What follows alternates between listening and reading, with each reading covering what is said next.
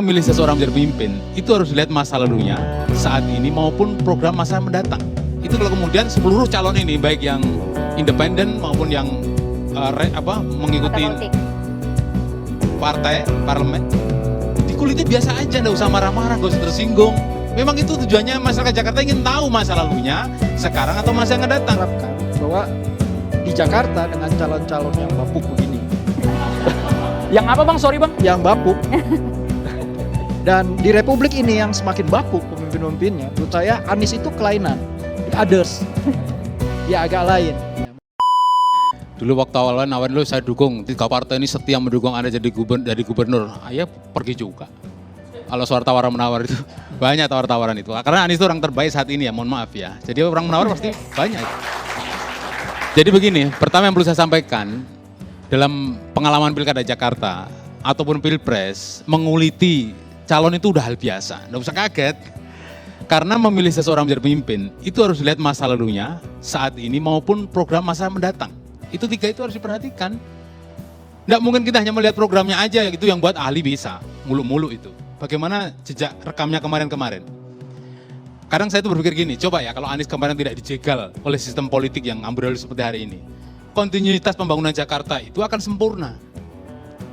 Tapi qadarullah itu ada pilpres yang menyebabkan kemudian kontinuitas itu terputus. Kalau Anies gak ikut pilpres mungkin nggak ada masalah itu. Begitu Anies ikut pilpres, mungkin kemudian timbul masalah baru berimbas ke pilkada.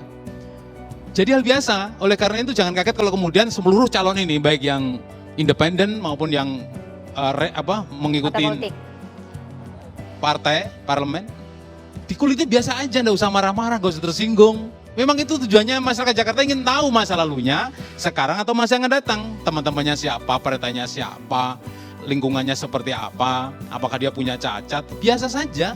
Anies dibully sejak sebelum jadi gubernur udah biasa aja, nggak perlu marah, nggak perlu lapor polisi. Politik begitu. Maka ada adikum politik begini, sebenarnya politisi itu sejatinya seni mencari kesalahan orang lain, nggak pernah mencari kebenaran kita sendiri untuk orang lain. Itu ada game politik. Jadi nggak usah kaget kalau politisi kemudian menguliti kesalahan calon-calon yang akan memimpin DKI. Baru calon ini. Maka dari itu saya kadang berpikir begini lagi. Jakarta itu mbok jangan jadi coba-coba gitu loh. Ini kan akibatnya kan lucu-lucu janji. Mohon maaf tiga-tiganya. Mohon maaf ya. Janjinya lucu-lucu. Dulu Pak Jokowi itu janji pertama apa coba? Kalau saya jadi gubernur belum puas tadi. Kalau saya jadi presiden macet banjir selesai. Ada lebih mudah menyelesaikan itu. Di Kompas ditulis tuh. Tapi sampai beliau jadi presiden mau selesai mau lengser ini, nggak selesai juga macet banjir. Emang zaman Anies selesai bang masalah itu? Kenapa? Loh, kalau yang dipakai ada itu isu adalah banjir dan macet, nggak akan selesai. Ini masalah sudah dulu kan zaman Belanda sudah disebut, nggak akan selesai. Maka jangan main di isu itu, apalagi dipakai janji. Nah, sekali lagi ada gium di sini. Jangan terpukau dengan janji-janji politisi, karena politisi itu pandai berjanji, tidak pernah mendapati. Jadi hati-hati. Janji udah hal biasa sehari ketika itu kampanye. Nanti setelah kampanye kembali ke aslinya, kembali ke setelan pabrik. Oleh karena itu, kalau Jakarta ini hanya untuk coba-coba nih, tapi kan udah selesai nih, Anda sudah nggak berlayar lagi. Maka janji apapun ini harus ditepatin kalau bisa. Tapi bikin janji itu gampang kok. Akan kita gratiskan apa? JIS. Kita akan menjadikan JIS sebagai base camp Jackmania. Begitu tanya nanti Pak RK mau cinta Persib apa Jackmania? Bobotoh atau Jackmania? Bobotoh atau Jackmania. Jadi memang ini pertanyaan sulit, karena ini gesekan antara Persib dengan Bobotoh dengan Jackmania. Ini menjadi isu yang sangat sentral ketika menjelang pilkada ini. Dulu terkenal sekali tuh ucapan Pak RK, aing, nu aing apa tuh saya nggak bisa baca. Tapi artinya kira-kira jadi anania kalau bahasa Arabnya itu, keakuan, kecintaan dia kepada Bobotoh itu ya, itu seperti sudah mendarah daging. Begitu pula Anies, Jackmania banget gitu. Jadi kalau nanti misalkan RK jadi gubernur misalkan, ini sudah dari awal ya, kemarin pengajian di mana itu, diteriakin gitu, udah biasa aja, jangan sampai, memang begitulah ciri khas warga yang belum siap menerima pemimpin baru. Karena apa? Nggak kontinuitas terus. Coba kalau Anies lagi 5 tahun lagi selesai itu, sekali-kali 2 periode Masih seperti pengen presiden. Anies lagi Bang Mustafa Naran seperti Tapi bukan begitu, itu sudah fakta. Anies nggak bisa berakhir lagi, kita terima. Soal kecewa, ya pasti kecewa. Seluruh pendukung Anies termasuk saya ini kecewa banget gitu. Orang sebaik Anies jegal dengan sistem politik yang amburadul seperti hari ini. Maaf tak sebut amburadul ya, karena kita faktanya seperti itu. Politik kita itu labil. Last minute pendaftaran bisa diubah aturan. Sejak pilpres sampai pilkada, ya kan? PP 90, PP 60, putusan 90, putusan 60, bisa berulas menit pendaftaran. Labil sekali. Dalam satu sisi kadang itu langsung diakomodir oleh DPR, di sisi lain kadang-kadang diperlambat nggak usah diurus. Karena berkaitan dengan Raja Jawa. Katanya begitu. Oleh karena itu, memang Jakarta ini menjadi epicentrum, ya epicentrum. Siapapun yang ingin jadi presiden, biasanya lari ke Jakarta. Oleh karena itu saya memahami betul, seorang politisi partai GAE, warnanya kuning, terjadi begitu tarik ulur, karena terkait dengan 2029, yang satu pengen jadi presiden, tapi ada saingan, oleh karena itu nggak boleh ke DKI, udah di Jawa Barat aja. Pak Haikal harus komentar dulu nih. Jadi seperti ini tarik ulur yang memang harus terjadi karena apa? Yang dilihat 2029. Kok kayaknya Anda belum move on sih Bang? Pak Anies sudah move on kok. Gimana? Kok kayaknya pendukungnya belum move on nih? Bukan soal move on, ini mempelajari ya, belajar dari kesalahan. Bukan nggak move on, enggak. Kita semua dewasa, pendukung Pak Anies dewasa. Cuma nanti dalam pemilu kada coba akan milih siapa dia.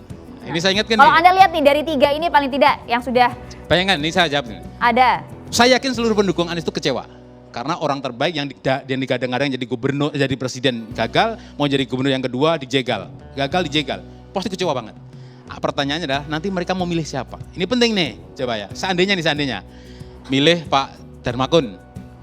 Ternyata nggak pada kenal Pak Dharma itu siapa. Taunya dia itu bekas polisi. Saya juga nggak kenal dengan beliau itu, mohon maaf ya. Jadi memang sosialisasinya kurang. Makanya tadi ada yang bilang kan, kayaknya juga kuda hitam aja nih. Karena memang masyarakat belum kenal Pak Komarudin. Coba kalau masih ada masa kampanye. Nah, masa kampanye ya, tapi gak cukup waktu. Mohon maaf ya. Ini yang pertama. Nanti dulu jangan. Gak cukup waktu katanya Bang. Nomor 2, misalkan milih Pramono Anung. Nah, ini Ahok masih runtang-runtung nih sama si Pramono Anung dan Rano Karno. Padahal punya masa lalu dengan pendukung Anies. Agak berat milih Pramono. Nanti dulu. Ini analisa. Ini belum jadi calon aja, udah jualannya kencang banget, apalagi sempat jadi.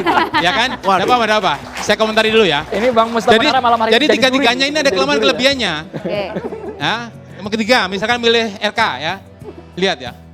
Pasti pendukung Anies akan melihat bagaimana cara orang baru masuk Jakarta, kemudian janji politik untuk bagaimana nanti kalau jadi gubernur. Saya akan sediakan mobil keliling Jakarta. Bagi yang capek, macet, marah, nanti silakan mencari mobil kami, akan diceramai oleh Ustadz dan psikolog. Mana ada orang Jakarta macet mencari psikolog atau Ustadz, nggak ada lah. Ini menunjukkan bahwa, mohon maaf ya, ini coba-coba. Kalau orang udah lama menjadi orang DKI, orang Jakarta, kalau orang macet mampir ke kafe, dah istirahat dulu. Tapi kalau mendengar ceramah agama kok malah tambah capek. Aduh, biar langsung ditangkapi dulu kalau gitu Bang. Sampai di sana dulu Bang, biar ditangkapi bergantian. Silakan Babe. Katanya coba-coba Babe, silakan ditangkapi dulu Babe. Monggo Babe. Baik, itu dalam pikirannya beliau. Ya. Dalam pikirannya beliau, menurut persepsi beliau, menurut cara beliau, padahal kenyataannya nggak begitu. Supaya tidak diumbar janji, kita lihat lagi nanti apa yang terjadi. Baik, satu saat kita keluar dari seniman-seniman. Pak Anies itu paling peduli, oleh karena itu pada tahun 2021 kalau tidak salah ya, Bang Mus Betawi atau seniman-seniman Betawi itu memberikan anugerah kepada Pak Anies sebagai tokoh Betawi kehormatan. Kalau nggak salah saya tahun 2021, tanggal 30 Oktober, saya masih ingat itu. Yang tadi dikeluhkan tadi loh. Oleh karena itu memang program Pak Anies itu kan tidak kemudian 100% ya ada sedikit kurang nggak apa-apa. Tapi mayoritas mohon maaf ya. Seluruh teman-teman sahabat maupun saya punya grup internasional, jurnalis internasional mengatakan dari seluruh gubernur mutakhir itu Pak Anies paling fenomenal. Apalagi dengan JIS-nya itu, menginternasional, apalagi dengan EPRIK-nya, apalagi dengan Simpang 5 Senen, apalagi dengan banyak sekali prestasi yang itu belum tentu bisa dilanjutkan oleh gubernur lain. Oleh karena itu nanti, Bang Mustafa, ya? Pak Anies nggak jadi calon gubernur, jadi jualnya jangan terlalu tinggi. Gak apa-apa. Tenang, nggak ikut gubernur lagi kok.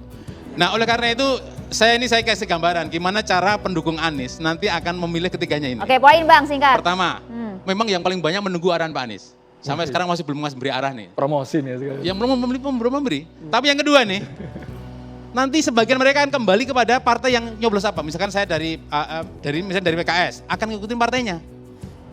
Tapi ada yang ketiga, dia nggak peduli partainya karena sebagian sekitar 30-40% pendukung Anies itu dia akan memilih sosok bukan memilih partai. Meskipun partai memilih merah, dia tidak mungkin akan memilih Anies. Meskipun partainya kuning, dia akan memilih Anies. Meskipun partainya warna biru, dia akan memilih Anies. Karena sosok dan jejak kerjaan yang kemarin-kemarin dianggap sukses dibanding yang baru-baru yang belum tentu seperti apa. Yang ketiga, yang selanjutnya akan bukan melakukan golput. Kalau golput itu terkait dengan fatwa MUI, Pak. Okay. Tahun 2009 itu MUI mengharamkan golput. Harus memilih. Tetapi kalau nggak sesuai dengan ajaran Islam, mohon maaf karena MUI Islam, maka boleh juga kita menafsirkan bahwa ya boleh golput, bukan golput lah.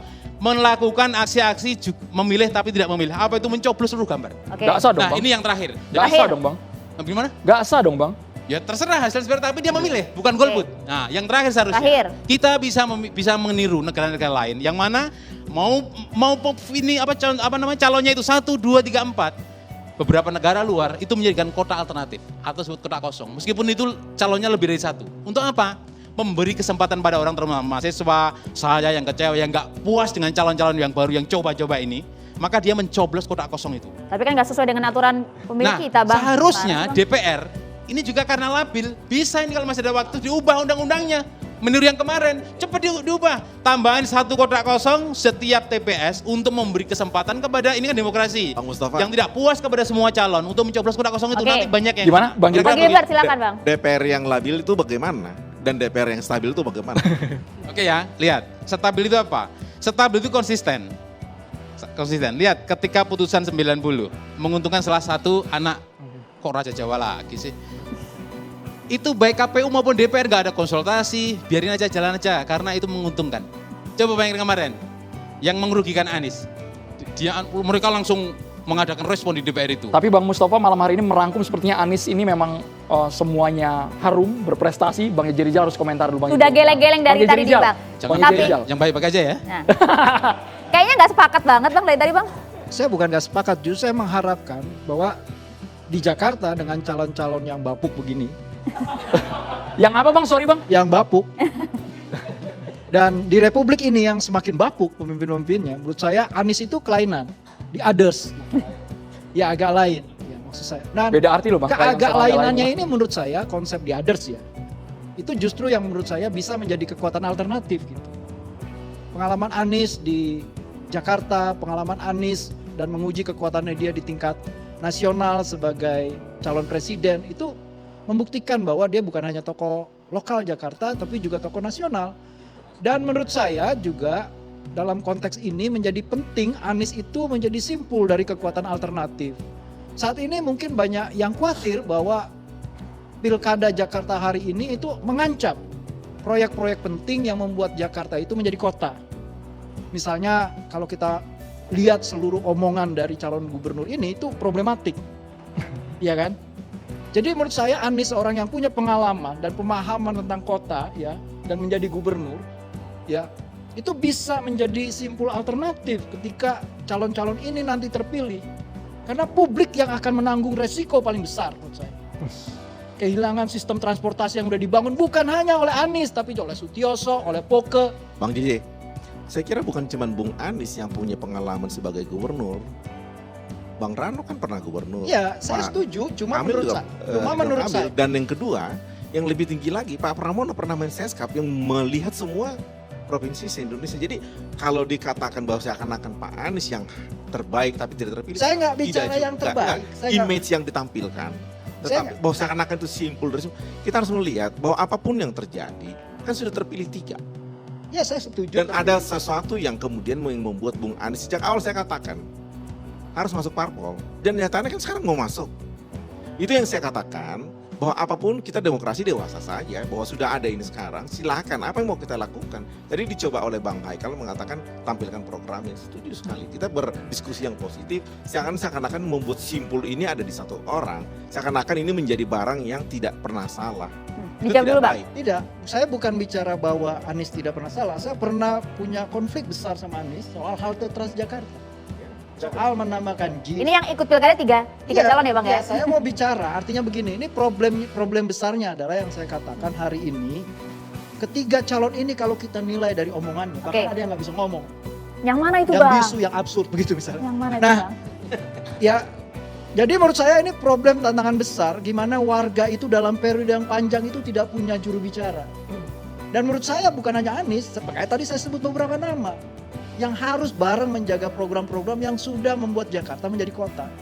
Bukan lagi markas dagang. Ya, punya sistem transportasi publik dan itu menjawab dari persoalan yang selama ini akut kalau kita bicara tentang kemacetan.